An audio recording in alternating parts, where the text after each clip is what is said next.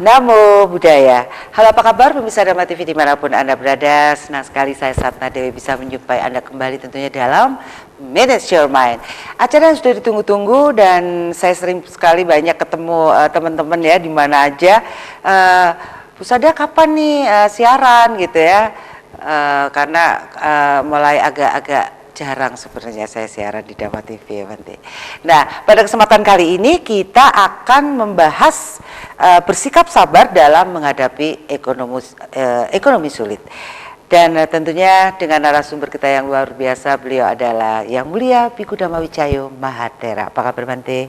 Namo Buddhaya Bante. Ya, baik-baik saja. Sukihoto, Namo Buddhaya. Marilah kita penuh kebahagiaan dimanapun juga dan selalu meningkatkan kebijaksanaan, jaga kedamaian dan pikiran kita, temukan kemurnian dan batin dan pikiran kita. Itulah mengagungkan semua agama seperti yang tertinggi ini sangat bagus dan sangat terbaik. Ya, Bante, krisis ekonomi yang sulit ini dengan ditandai dengan inflasi ya ternyata ya Bante ya. Dolar sekarang berkisar di berapa itu? 16 ya? 16 lebih lah. 16 lebih ya. Nah, ini juga menjadikan sebuah kendala sebenarnya bagi pengusaha-pengusaha terutama yang berhutang mungkin di luar ya Bante ya. Dengan dolar ini jadinya naik nih hutangnya.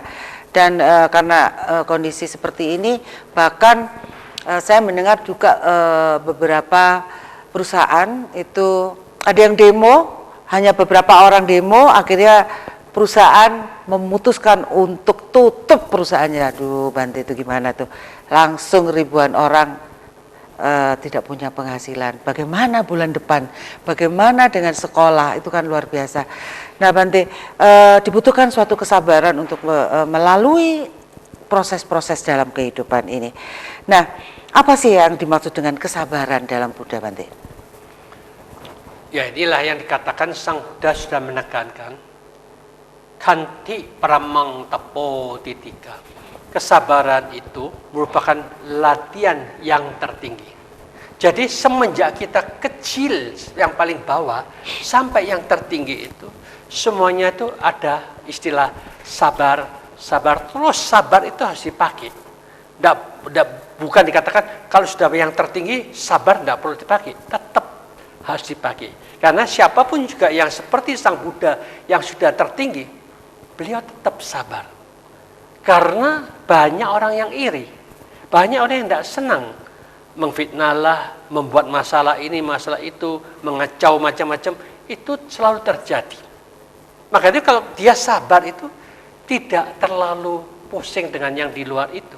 Karena dia tahu bahwa banyak manusia yang di luar itu selalu mencari masalah dan membangkitkan masalah demi masalah yang bukan masalah jadi masalah. Tetapi masalah itu juga tidak menjadi masalah kalau pikiran kita itu sudah tahu letak mana yang jadi masalah. Kalau kita tidak ke sana tidak jadi masalah.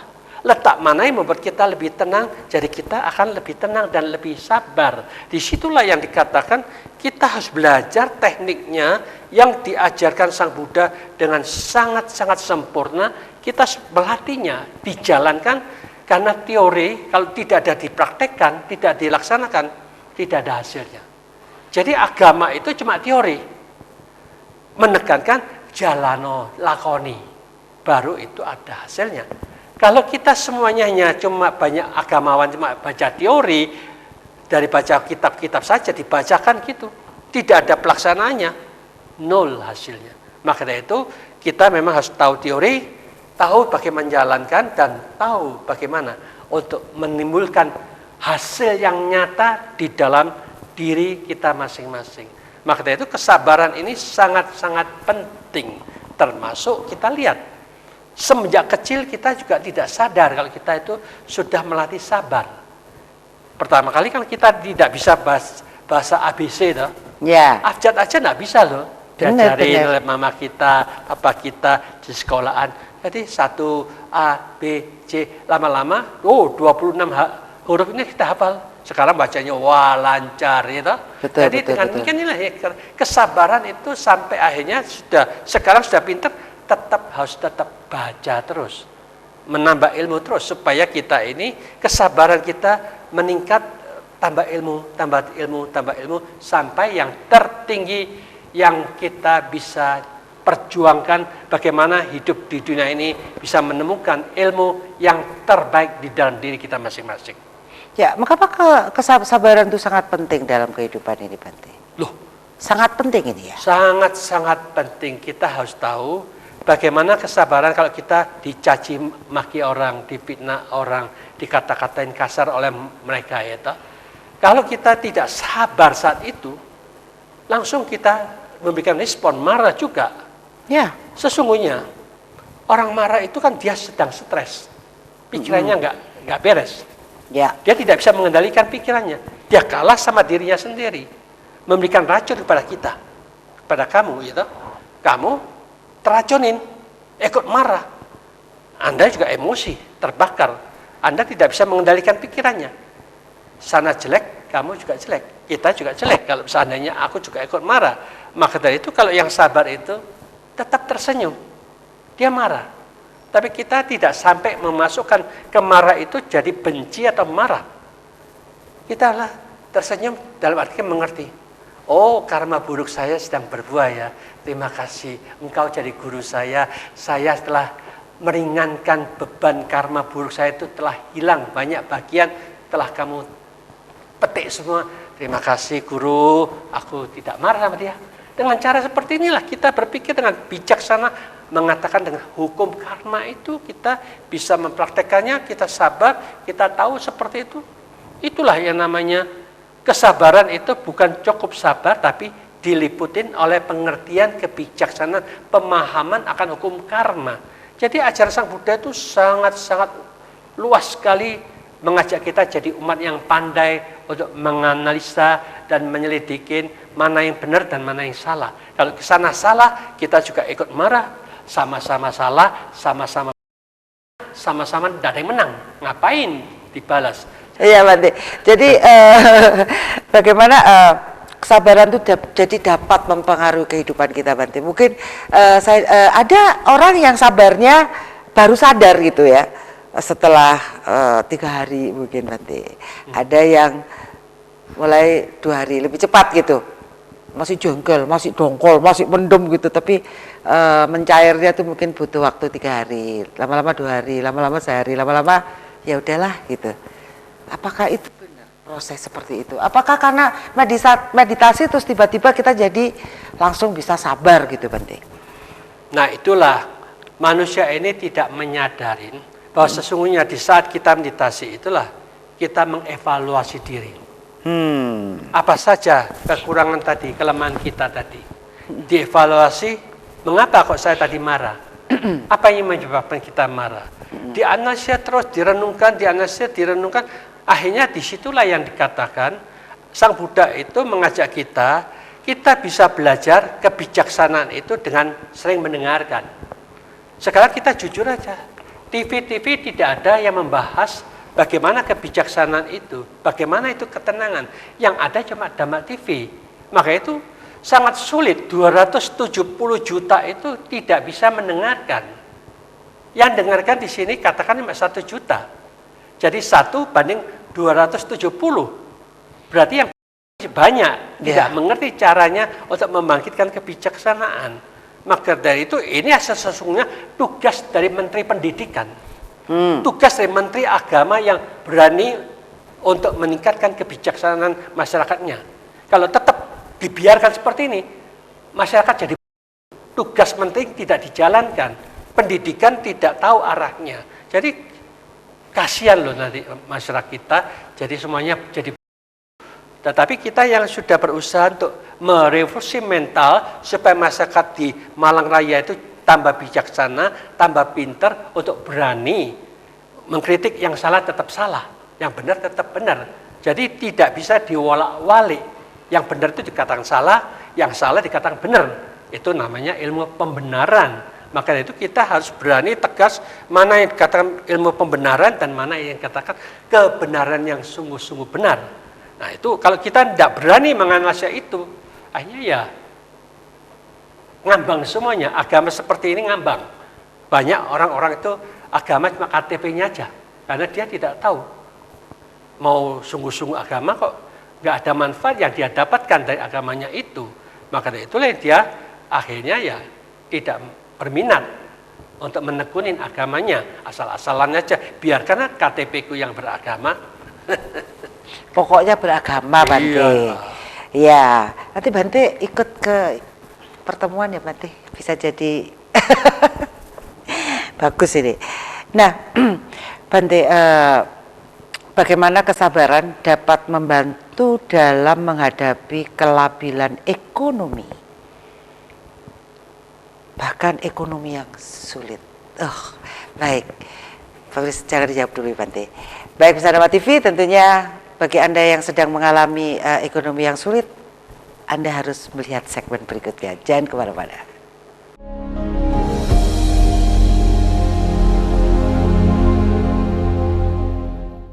Baik, pemirsa Dhamma TV, apa kabar bagi Anda yang baru saja memutar channel Manage Your Mind? Dan tentunya Manage Your Mind kali ini agak sedikit berbeda, karena di segmen keempat, segmen terakhir dari acara ini, kita akan mengadakan meditasi atau sesi meditasi bersama. Bagi Anda yang mungkin selama ini masih sih meditasi gitu ya, bagaimana sih caranya meditasi? Nah, nanti pada segmen keempat Anda jangan kemana-mana, dan tentunya akan dibimbing langsung oleh ahlinya meditasi, yaitu Yang Mulia Bhikkhu Dhammawicaya Mahathera. Mungkin pendek sekali, hanya 10 menit, tapi itu bisa menjadi suatu penghantar bagi Anda yang benar-benar ingin tahu dan ingin memulai meditasi di dalam keseharian Anda. Baik, kita lanjutkan bincang-bincang kita, yaitu tentang bersikap sabar dalam menghadapi ekonomi sulit. Nah, ya nih Bante, bagaimana kesabaran dapat membantu dalam menghadapi ekonomi, kelabilan ekonomi, dan tentunya bahkan ekonomi yang sangat-sangat sulit pada saat ini? Sebetulnya dunia ini dikatakan sulit atau tidak sulit itu juga tergantung cara berpikir kita. Kalau kita cara berpikirnya salah, kita tetap mengatakan apapun juga itu selalu jadi masalah. Ya, tetapi kalau apapun juga yang katakan masalah itu besar, dan pikiran kita tidak mempermasalahkan masalah itu, kan tidak ada sesuatu yang sulit. Maka dari itulah dikatakan Sang Buddha hanya mengajak kita hidup itu bukan untuk mengejar kekayaan materi itu saja, tetapi melihat apa sesungguhnya kecukupan dalam hidup ini. Kecukupan kalau itu sudah tersedia, ternyata yang cukup itu satu, sandang, pangan, papan itu. Pulsa dong Bante, pulsa hari ini. Ya itu, jadi dengan demikian obat-obatan inilah supaya kita kalau ada sakit bisa mengobatin otomatis, karena sekarang zaman modern tambah pulsa. Iya, itu yang bikin hidup tambah hidup itu. Nah, tambah pulsa ini supaya kita itu juga pandai menggunakan dana itu untuk menggali ilmu yang lebih bermanfaat. Betul. Kalau kita ada pulsa tapi untuk melihat yang negatif, yang jelek-jelek, ikut jadi tidak ada gunanya semuanya, kan kasihan. Maka dari itulah dikatakan kita harus tahu bahwa selama kita hidup ini 4 sandang pangan ini sudah mencukupin, kita seharusnya dikatakan sudah cukup. Bersyukur ya. Tetapi yang penting kita sekarang bahwa walaupun kita sekarang ekonomi lesu, kekayaan kita tidak bisa menambah seperti dulu, tapi kita puas. Ya, hampir semuanya juga sama kok, sudah lesunya. Jadi kita jangan dongkol, jangan benci dengan kita. Menerima apa adanya, tetapi kita tetap menjaga pikiran. Jadi materi kekayaan batin nggak kita tambah, tetapi bagaimana cara kita bisa menambah kekayaan batin. Nah itu harus dicari. Kalau ini yang ekonomi lesu, batin dan pikiran kita juga lesu, gelisah, takut, cemas, berarti dua-duanya rugi kita. Secara duniawi kita rugi, secara batinnya juga rugi. Alangkah indahnya, 50% materi kita masih belum kita dapatkan dengan sesuai dengan kita harapkan, tapi 50% aku bisa menata pikiranku, aku bisa mendapatkan kekayaan, karena Sang Buddha katakan, di mana kita mampu membangkitkan energi positif, di situ ada harga nilai yang sangat tinggi. Kalau kita berulang-ulang mengucapkan Buddho, Buddho, Buddho atau sadar damai, itulah energi positif itu adalah kekayaan batin. Kalau mau diumpamakan itu, sekali ucapan Buddha, sadar damai, kita dapat $1.000, $1 ya toh.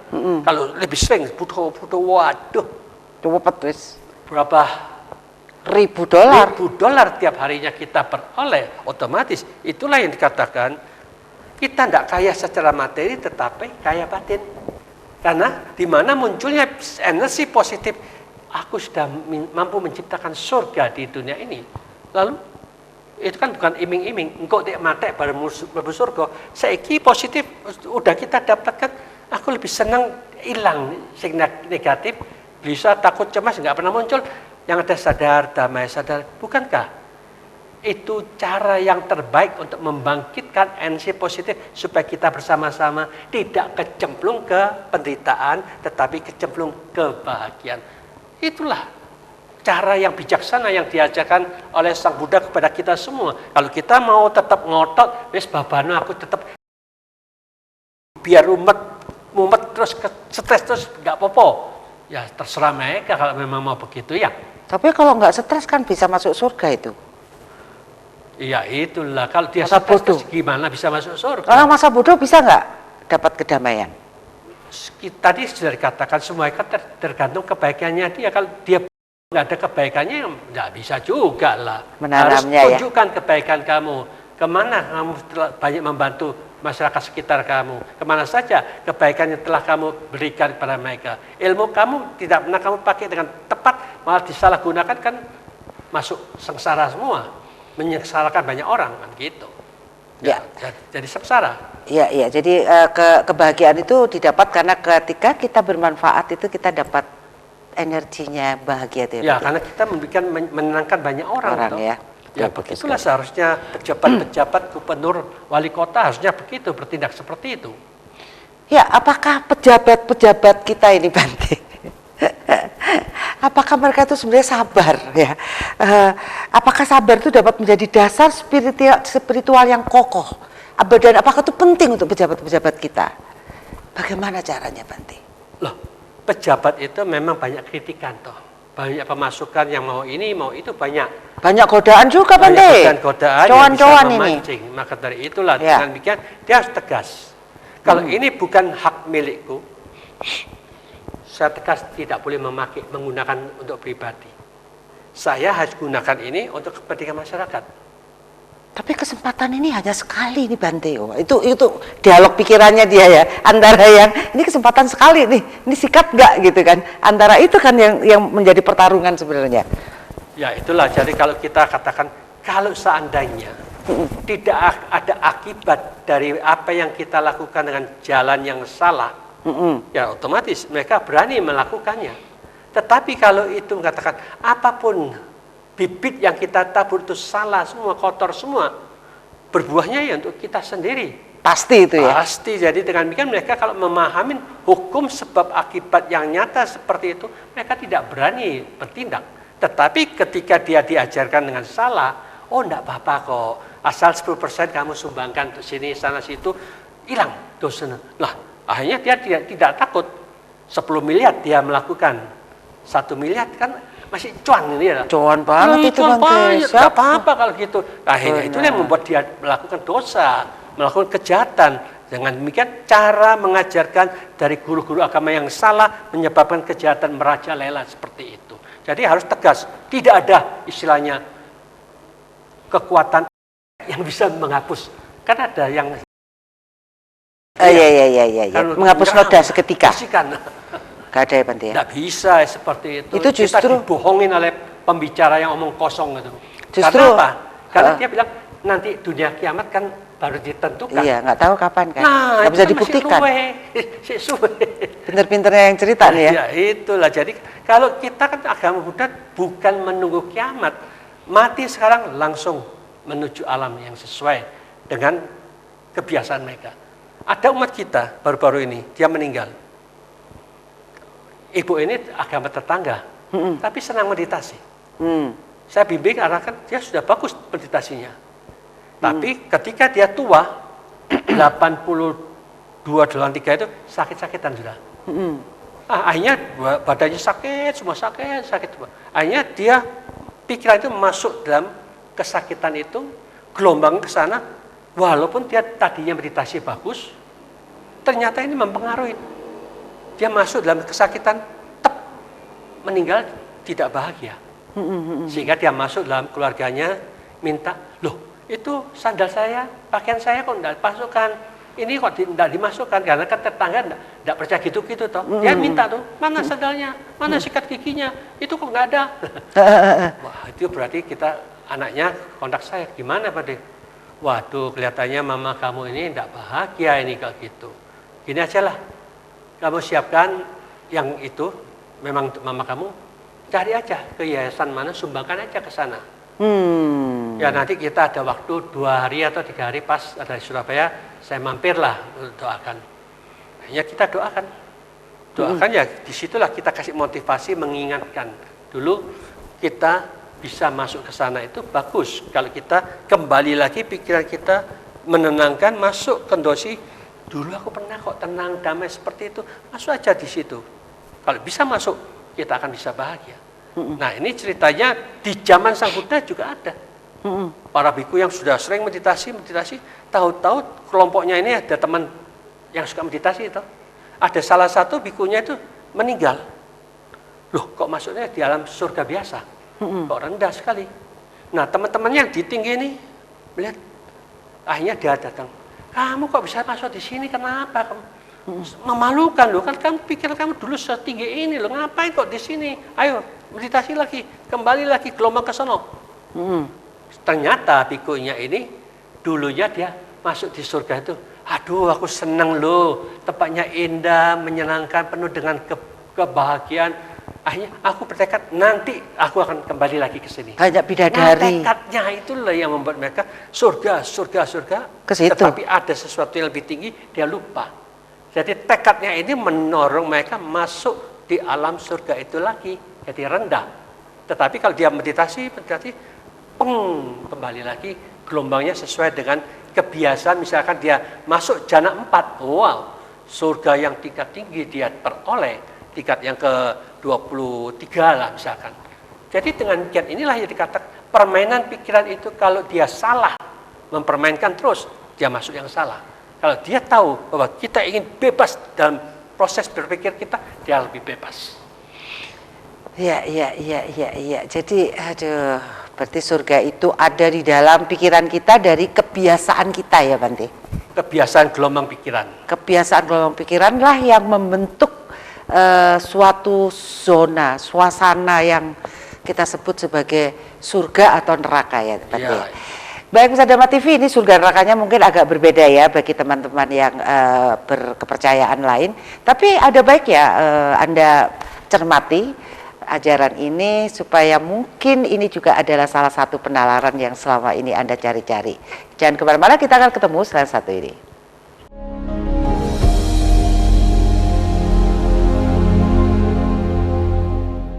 Baik, pemirsa Dhamma TV, saya ingatkan kembali nanti di segmen 4 kita akan bermeditasi bersama. Jadi Manage Your Mind tidak hanya teori, tanya jawab tentang teori, tetapi bagaimana kemudian ketika kita mengadakan perenungan atau memasukkan di dalam pelatihan meditasi yang akan dibimbing langsung oleh Yang Mulia Bhikkhu Dhammawijayo Mahathera.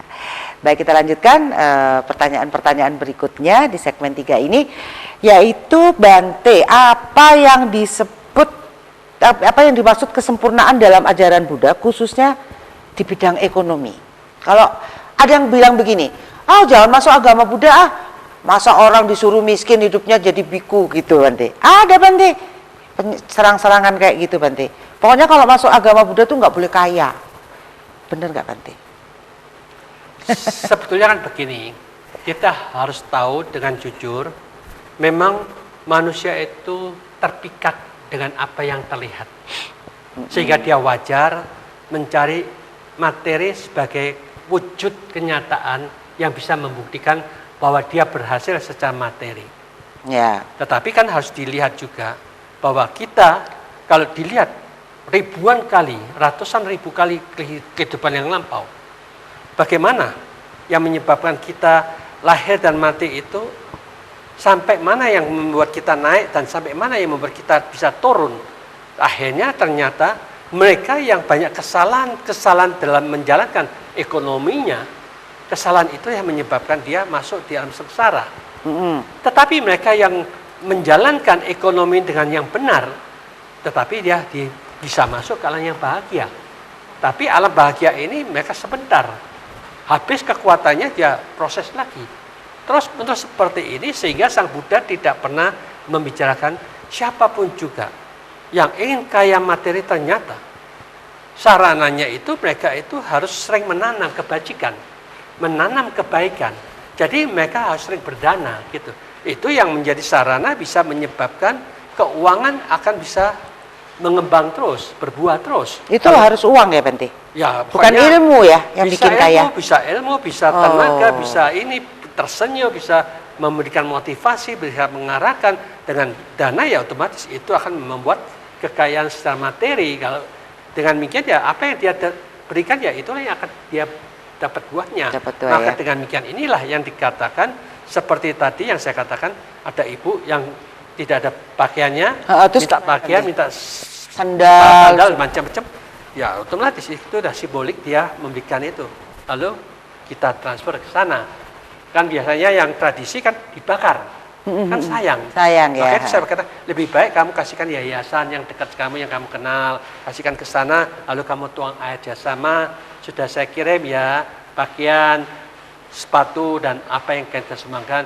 Silakan mama terima. Nah akhirnya ya itu diterima sana. Tetapi itu kan hanya secara materi di alam sana. Tetapi ketika kita memberikan motivasi selanjutnya, wah ternyata aku di alam sana juga perlu meditasi lagi untuk meningkatkan kualitas batinnya. Jadi dengan demikian dia bisa merubah. Kalau dia meditasi di sana menenangkan, mengingat dulu pernah mencapai ketenangan seperti itu, terus akhirnya dia akan bebas, bisa mencapai lebih bahagia. Maka itu ketika dia pas di hari yang ke-49 dibuatkan di wihara, nah ini ibu ini datang juga. Karena ada ibu Melan namanya di Bondowoso sana, bisa lihat. Oh, mama kamu datang loh. Lihatnya seperti cantik sekali, mudah sekali. Jadi dengan demikian alam sana itu bukan nanti kiamat baru terbentuk surga itu. Dia sudah bisa menciptakan menjadi dewi saat itu dia ikut datang. Ikut datang merayakan itu, ikut berdoa lagi. Jadi dengan demikian doa yang dia pernah baca itu kan mantap. Karena artinya itu bukan kata-kata minta, mohon. Tetapi sifat-sifat agung Sang Buddha itu bisa menjadi milik kita. Sifat-sifat kebenaran itu juga jadi milik kita. Sifat-sifat yang dikatakan siswa Sang Buddha itu harus kita milikin. Supaya terwujud dalam nyata. Bukan cuma percaya-percaya yang tidak ada dasarnya. Jadi membingungkan kalau gitu kan. Sang Buddha punya sifat gimana, Dhamma itu punya sifat gimana, Sangha punya sifat gimana. Kalau itu ada di dalam diri kita masing-masing, nah itulah sudah dijalankan. Kalau ngambang, cuma percaya-percaya masuk surga, kasihan loh kalau seperti itu. Jadi selamanya mereka itu akan dibodohin dengan ilmu khayalan. Nah ini kita harus tegas, jangan pakai ilmu membodohin siapapun juga, jangan pakai ilmu khayalan apapun juga, tapi bicaralah sesuai dengan ilmu gelombang pikiran. Nah ini gelombang pikiran semuanya ada toh. Ting elek ya nang elek, sing apik ya nang apik. Sopo sing tahu kalau dia baik atau buruk kan ada di dalam masing-masing kan gitu toh. Ya, Bante, ya semua harus dialami ya Bante.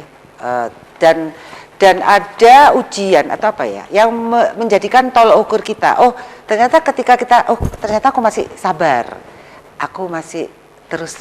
Jadi ujian-ujian itu ada terjadi di sekitar kita, di dalam kehidupan kita untuk menguji kualitas kesabaran kita. Betul nggak Bante? Ya itulah, jadi memang kesabaran itu akan diuji dalam kenyataan. Sampai di mana kita ini semua bisa sabar. Kalau semuanya sabar, itu otomatis masalah di dunia ini seolah-olah tidak akan jadi masalah. Karena semuanya sudah melatih kesabaran. Ada nggak praktek religi agama Buddha dalam upaya menumbuhkan kesabaran ini? Prakteknya apa? Gampang toh, kesabaran itu satu. Kalau kita meditasi, biasanya 10 menit. Mm. Nah, sekarang kalau kita mau sabar, coba diuji. Mampukah kita tiap minggu dinaikkan 5 menit? Tiap minggu naik menit. 5 menit, 5 menit tiap minggu. Nanti kalau sudah sampai 1 tahun kemudian, 5 kali 52. Jadi 260 menit tambah. Kalau apakah kita sekarang bisa 10 menit? Kan 270 menit kemudian kita harus sabar. Bisa enggak aku berjuang untuk menunjukkan aku mau berjuang dengan semangat, ulet, tekad kita, bisa tiap minggu tambah saja 5 menit. Sampai disitulah kesabaran akan terlihat. Kalau ini continue kita jalankan, bisa. Kita sudah membiasakan untuk bisa tenang, memusat itu 270 menit di waktu 1 tahun kemudian. Bukankah itu perlu kesabaran? Perlu tekad, perlu perjuangan, usaha yang terus-menerus. Jadi bukan asal minta, asal oke saja. Jadi itulah namanya berjuang untuk melatih sabar, ulet, terus berjuang, semangat, tekad kita dikembangkan terus. Jadi itulah yang katakan saat meditasi, di saat itulah kita melatih kesabaran. Kalau kita duduk biasanya sudah 30 menit, tapi 10 menit loh kok geringingan, kok kesemutan, kok nggak enak. Nah, disitulah kita harus latih sabar untuk menaklukkan rasa tidak enak, bisa enggak? Nah, disitulah yang dikatakan kita bisa tidak untuk mengatasi ketidak sesuai dengan kondisi tubuh dan niat kita. Nah, kalau kita bisa mengatasi semua itu dengan menerima apa adanya, tetap melatih sabar, tetap berjuang, tetap menaklukkan, karena ini perlu, hidup adalah sesuatu perjuangan. Terus kita berjuang seperti itu, otomatis 1 tahun lagi kita sudah memiliki kesabaran yang luar biasa, ketenangan kita sudah luar biasa, kemampuan pengendalian kita juga luar biasa, tekad kita sudah luar biasa. Itulah namanya revolusi mental kita jalankan. Kalau kita tidak pernah menjalankan seperti ini, ngomong tok revolusi mental itu omong kosong. Kosong dari manfaat, karena kita sendiri pribadi nggak jalankan, ya toh. Orang sing nglakoni. Jadi itu omong gede lah. Ya. Omdo namanya ya, omong doang, jangan omong doang. Nanti segmen keempat kita akan meditasi bersama, 10 menit saja. Nah, Bante bagaimana menerapkan sabar dalam Pancasila Buddhis nih? Pancasila Buddhis kan tidak bertekad, tidak membunuh, ya kan Bante? Ya otomatis kita istilahnya. Padahal nyamuk masih dibunuh Bante, nyamuk ya kan, kalau ada semut banyak tuh di dapur tuh Bante. Wah, main sikat gitu Bante, gimana Bante? Ya, kalau semut di dapur itu, gimana? kita harus tahu, kita tidak punya niat membunuh. Ya, betul. Cukup kita ambil sapu, bersihkan. Disapu itu bukan aja. membunuh. Karena pernah pada satu saat, waktu kita juga di wihara hutan, di situ kan ada waktu hujan itu, ada lampu toh. Wah, waktu hujan pasti laron-laron banyak. Ya. Waktu kita mau nyapu-nyapu, waduh. Ini aku mau bunuh enggak ini ya? Laron. Ragu-ragu toh. Tahu-tahu guru saya yang jarang ketemu, tahu-tahu datang malam itu dari belakang, diambil sapu saya, disapukan. Nunjukkan ini enggak dosa. Jadi dia tidak banyak ngomong, langsung praktek. Oh, tidak salah. Jadi itulah yang katakan ketika ada semut, laron apapun juga, kita hanya nyapu bersih, menyisihkan ya. Itu membuktikan kita tidak ada niat membunuh, hanya menyingkirkan. Jangan di sini kamu, pergilah tempat yang lain. Jadi kita bukan membunuh. Maka itu mengerti bahwa niat kita saat itu bukan membunuh, hanya niat, membersihkan. Ya? Kalau ada yang terbunuh ya berarti bukan. Sekarang kalau kita ada uang yang tertinggal di wihara, niat kita, wah ini ada dompetnya siapa ya, saya simpanlah di dalam. Ya, karena kan di dalam wihara, ya. Kita punya hak. Tapi kalau dia jatuhnya di luar jalan situ, kita nggak boleh ambil. Oh, malah nggak boleh ambil? Nggak boleh, karena itu kan bukan hak kita. Karena itu di luar tempat kita, jadi kita angkat tangan. Nggak boleh ambil. Karena ada dompet yang tinggal di sana, jatuh di jalanan, kita nggak boleh ambil. Karena itu kita bisa salah ya, karena bukan dari kita. Nah, kecuali kalau dari kita ya kita punya hak untuk nyimpan. Tetapi kalau kita salah berpikir, otomatis kita bisa salah juga. Itu kalau dompet terus diambil ternyata ada KTP-nya terus kita antar gitu kan boleh Bante? Boleh sih. Kejujuran itu ya Bante, tapi bukan hak kita untuk mengambil itu ya. Baik pemirsa Dhamma TV, tentunya kita akan bersiap diri untuk meditasi. Siapkan diri, cari tempat yang enak, yang nyaman, yang santai, yang rileks, dan kita akan melakukan meditasi bersama di segmen keempat. Jangan kemana-mana, kita akan kembali setelah satu ini.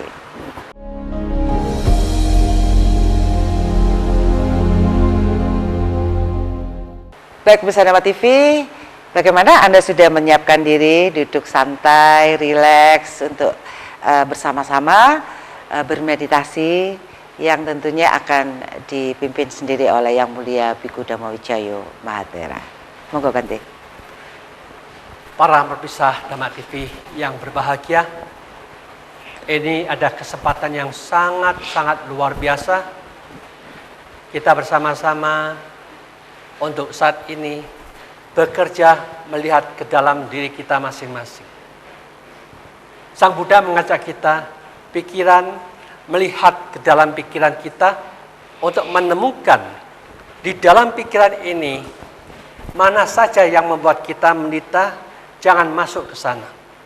Mana saja yang membuat kita bebas dari penderitaan, disitulah kita meletakkan rumah tinggal kita di dalam kesadaran yang hening, yang sempurna.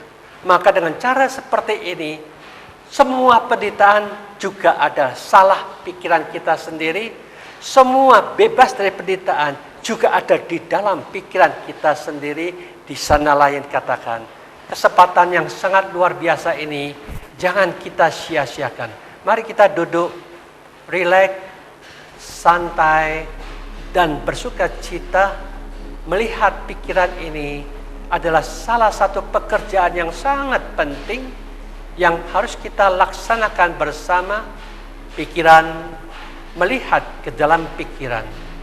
Untuk ini, tunjukkanlah kemampuan kita untuk bisa mengarahkan pikiran, selalu mendeteksi, menyadarin, memahamin sentuhan-sentuhan angin yang keluar dan masuk melalui hidung kita masing-masing. Rasa sejuk, rasa hangat yang ada di sana, kita cukup tahu, cukup mengamati saja, hanya sadar dan tahu saja. Di sanalah yang dikatakan, belajar untuk membuat pikiran ini selalu memusat dengan netral dan seimbang. Tetapi karena kita masih jarang melakukan meditasi, perlulah kita tambah dengan kata-kata sesuai dengan kepercayaan kita. Boleh dengan tarik nafas put, keluar nafas to. Tarik nafas put, keluar nafas to. Atau tarik nafas sadar, keluar nafas damai. Tarik nafas sadar, keluar nafas damai. Tarik nafas sadar, keluar nafas damai. Meditasi kita mulai lakukan dengan sukacita, penuh dengan kebahagiaan untuk melatih pikiran, melihat nafas kita masing-masing. Meditasi dimulai.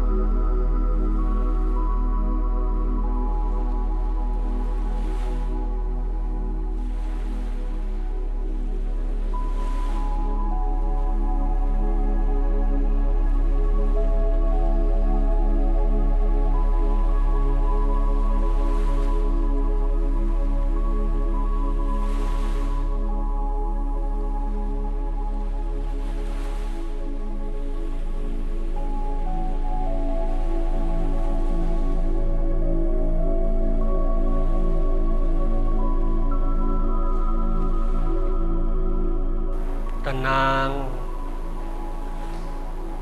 tenang, tetaplah tenang. Jaga terus pikiran kita dengan penuh ketenangan. Sekarang, mari kita merenungkan bagaimana kita menggunakan telinga kita. Telinga itu netral adanya, tidak tahu apa-apa. Suara yang kita dengarkan itu hanya gelombang-gelombang suara masuk ke telinga, timbullah kesadaran telinga, masuk ke memori. Di sana kita bisa menilai artinya ketika tahu memori itu. Timbullah perasaan senang atau tidak senang. Ketika kita menganalisa dan menyelidiki, telinga netral, suara netral. Yang jadi masalah adalah responsif kita, cara berpikir kita menanggapi suara itu. Timbullah perasaan yang senang atau tidak senang itu. Ketika kita tidak senang, muncul benci dan tidak suka dengan kata-kata itu. Bisa membuat kita marah.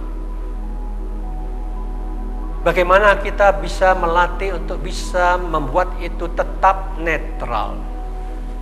Itulah sesungguhnya belajar untuk memahami, tidak sampai membakar batin dan pikiran kita. Ternyata kita diminta hanya menjadi pengamat dan tahu saja. Oh, ini memori. Oh, itu permainan pikiran. Oh, itu cuma perasaan. Tapi yang sadar dan mengamatin, tidak mengikuti memori dan permainan pikiran itu, sehingga tidak terhanyut oleh perasaan apapun juga. Tetap sadar di dalam kesadaran itu sendiri dengan apa yang kita dengar, hanya diamatin, tahu, biarkan semuanya lewat begitu aja. Kembangkan seperti itu, sadar, tahu, ada suara masuk, tapi semuanya tetap diamati dan disadarin saja. Meditasi kesadaran melalui telinga kita memisahkan semua seperti itu, sehingga itulah yang dikatakan belajar mengerti cara menggunakan telinga supaya kita tidak pernah marah dan tetap seimbang dan damai. Perenungan dengan kesadaran yang kuat melalui telinga kita bersama dimulai.